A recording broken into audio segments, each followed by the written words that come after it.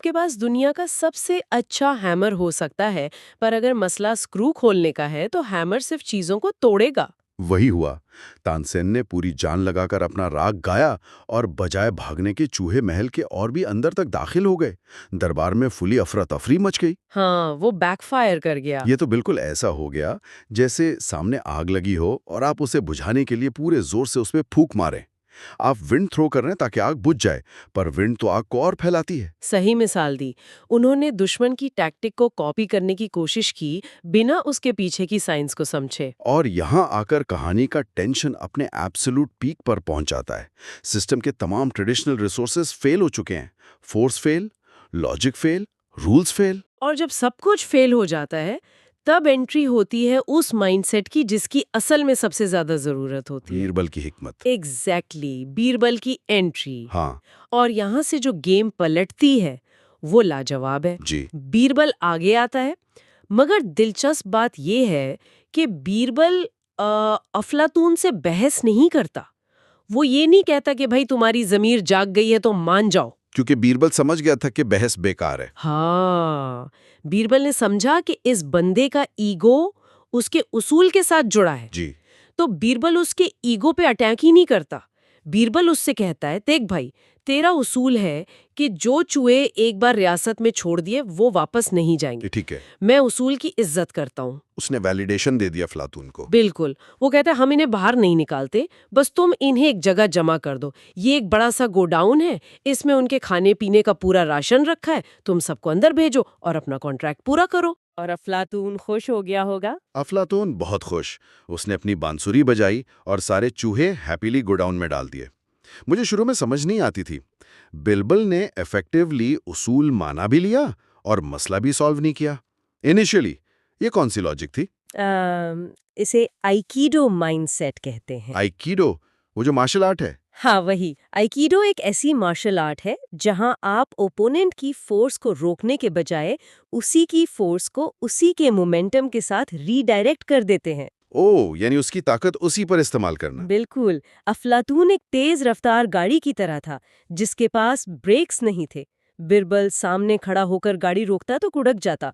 उसने बस रास्ता मोड़ दिया। रास्ता मोड़ दिया, वाह। अफलातून खुश था क्योंकि उसका कॉन्ट्रैक्ट वैलिड रहा। चूहे गोडाउन में गए क्योंकि वो रेजिस्टेंस फ्री पाथ था। इसे प्रॉब्लम सॉल्विंग की जबान में लैटरल थिंकिंग कहते हैं। लैटरल थिंकिंग, सही। जब एक दीवार को सामने से नहीं तोड़ा जा सकता, तो आप ये सोचना शुरू करते हैं कि दीवार के साइड से, ऊपर से या नीचे से कैसे गुजरा जाए। और नीचे से गुजरने वाली बात बिल्कुल प्रॉपरली अप्लाई हुई यहाँ, क्योंकि जैसे ही सारे चूहे उस गोडाउन में दाखिल हुए, बिरबल ने फौरन आगे बढ़कर बाहर से गोडाउन का दरवाजा लॉक कर दिया। हाँ, लॉक तो करना था। अफलातून को लगा उसने रियासत के अंदर चूहे कैद करके डील पूरी कर ली, लेकिन असली मैजिक उस गोडाउन के अंदर हो रहा था। दरअसल उस गोडाउन के अंदर एक बहुत बड़ी सुरंग, एक टनल बनाई गई थी। जो सीधा दुश्मन की रियासत तक जाती थी। एग्जैक्टली। और वो टनल वहां से शुरू होती थी और सीधा दुश्मन राजा दुष्मंत मान की रियासत तक जाती थी। चूहे गोडाउन में दाखिल हुए, बंद दरवाजे देखकर टनल में घुसे और सीधा निकल गए दुश्मन के महल में। ये जीनियस मूव था सच में। बिरबल ने प्रॉब्लम को इरेडिकेट नहीं किया, उसने प्रॉब्लम को रिटर्न टू सेंडर कर दिया। रिटर्न टू सेंडर, हाँ बिल्कुल यही किया। उसने दुश्मन के दिए हुए हथियार को ही दुश्मन के बिल्कुल खिलाफ मोड़ दिया। उसने जनता की जान बचाई, अफलातून की बांसुरी और ताकत को यूज किया, बिना उसको अपना दुश्मन बनाए। और अपने असल दुश्मन की बैंड बजा दी।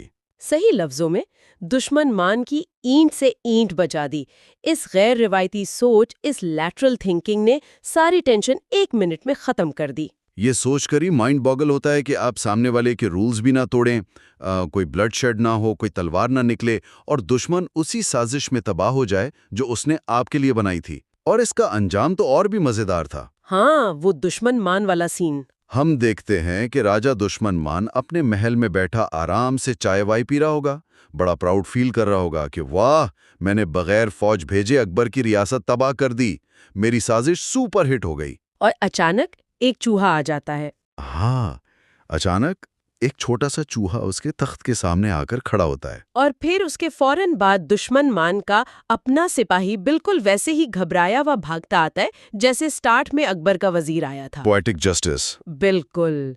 वो पसीने में भीगा व चिल्लाता है कि महाराज, सारे के सारे चूहे उस टनल के जरिए सीधा हमारी अपनी रियासत में घुस आई हैं, महल में फैल गए हैं। उसके होश उड़ गए होंगे। दुश्मन मान की सारी होशियारी, उसकी तमाम चालबाजी उसके अपने ही गले पड़ जाती है। जिस तबाही की उम्मीद वो अकबर के लिए कर रहा था, वो फिजिकली उसके अपने दरवाजे पर आकर फट पड़ती है। वाओ! मुझे इस क्लाइमैक्स ने इसलिए भी बहुत मुतासिर किया क्योंकि बचपन में सबने एक कोट सुना होता है कि जो दूसरों के लिए गड्ढा खोदता है, वो खुद उसमें गिरता है। ये कर्मा वाली बात कि जो बुरा करोगे वही लौट कर आएगा। सही, कर्मा का कॉन्सेप्ट। लेकिन नॉर्मली लोग कर्मा को एक हवाई या स्पिरिचुअल ताकत समझते हैं। यहाँ कर्मा कोई स्पिरिचुअल हवा नहीं थी। कर्मा लिटरली एक फिजिकल टनल की शक्ल में सामने आया था। क्या बात है! ये ऑब्जर्वेशन बहुत जबरदस्त है। जिस रास्ते से उन्होंने अपनी प्लेग या बुराई भेजने की कोशिश की थी, बिरबल ने वही रास्ता थोड़ा सा मोड़कर वो सारी आफत उनके महल तक पहुंचा दी। यही कहानी का सबसे गहरा मैसेज है असल में। दुश्मन दमान को अकबर या बिरबल ने डिस्ट्रॉय नहीं किया।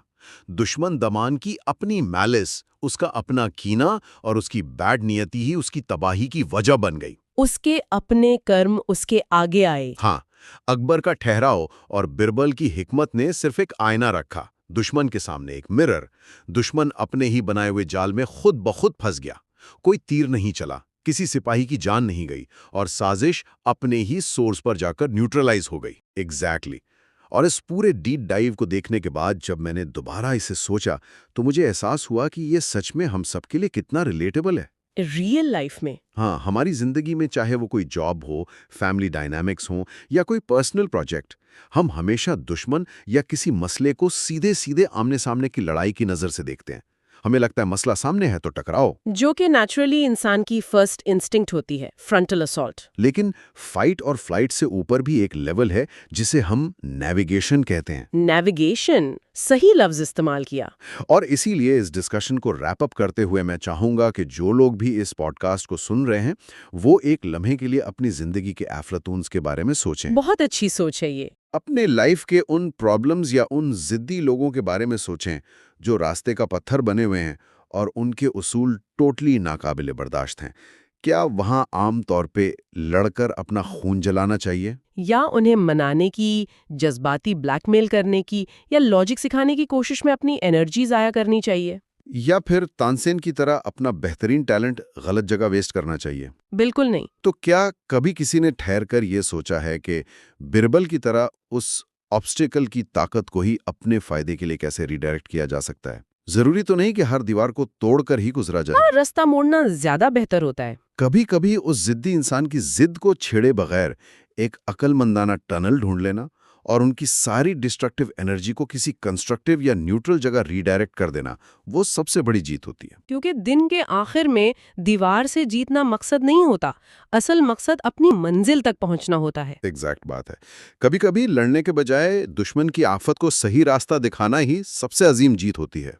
इसी थॉट प्रोवोकिंग ख्याल के साथ आज के इस जायजे को खत्म करते हैं। मुझे उम्मीद है इस प्रॉब्लम सॉल्विंग के नए एंगल से लोगों को जरूर कुछ फायदा होगा। नए टॉपिक और नई एनालिसिस के साथ फिर मुलाकात होगी। तब तक के लिए अलविदा।